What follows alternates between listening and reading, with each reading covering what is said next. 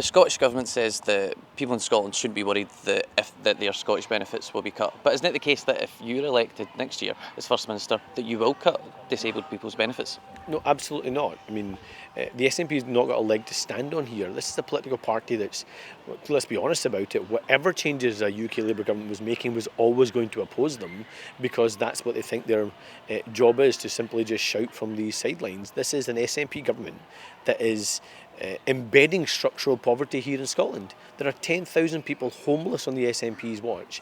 10,000 children homeless in the SNP watch, stuck in temporary accommodation when we have a housing emergency here in Scotland, and they're wholly responsible for housing in Scotland. We have record levels of people on NHS waiting lists, which in itself exacerbates poverty, partly because many people aren't able to work because they're waiting so long in the NHS, or some young people aren't able to access the mental health support they need, therefore embedding structural poverty and the impact that then has, for example, on their education or their access to the labour market. The SNP wholly responsible for that.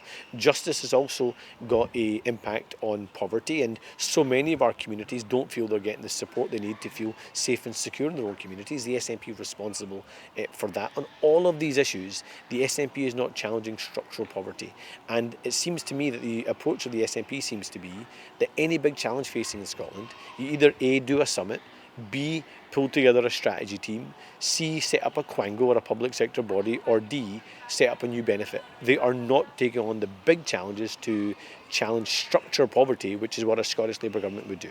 From your answer, it kind of sounds like you're fine with disabled people in England having their benefits cut, but not disabled people in Scotland. Well, as you'll know from the movement that's been made, that all those on existing benefits will see no detriment to the benefits, and they will see a real term increase. So again, it's factually wrong to say that people are going to get their benefits cut. And I think it's really important, if we are going to be responsible, that we are clear on the facts. Nobody is getting their benefits taken away. Nobody is seeing their benefits cut. And spending on welfare is actually going to go up over the course of this Labour government rather than come down. So I think it's really important that we stress that. Also, PIP is not a benefit that applies in Scotland, it's a benefit in England and Wales. ADP is the benefit in Scotland, and that is a Scottish Government benefit, and they are themselves reviewing ADP under their own instruction. So I think it's important that we have the facts right here. If Scottish Labour MPs vote against the government on the welfare reforms, should they be disciplined? Well, I'm confident that the Scottish Labour MPs will continue to do their jobs, which is support the principles that everybody agrees on, question the implementation stage, and argue for what is the right approach for people here in Scotland. And if they vote against those reforms, should they be disciplined? Well, they are working closely with the government, working closely with the whips as you expect them to do, and scrutinising the legislation. They're doing their jobs, and I support them continuing to do their jobs, and I'm confident that we can get to the right position here. The Labour government has U-turned on welfare, on grooming gangs, and on winter fuel payments. Can Keir Starmer just not read the room? Well, I think it's important that governments get the right decisions.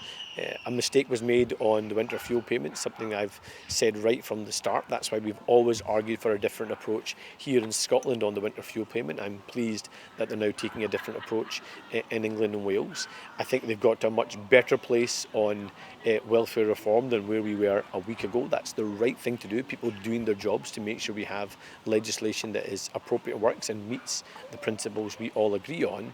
And absolutely they've done the right thing around the grooming gangs inquiry, because I don't care what someone's background, I don't care what their country of origin, I don't care what their where they are in terms of their demographic.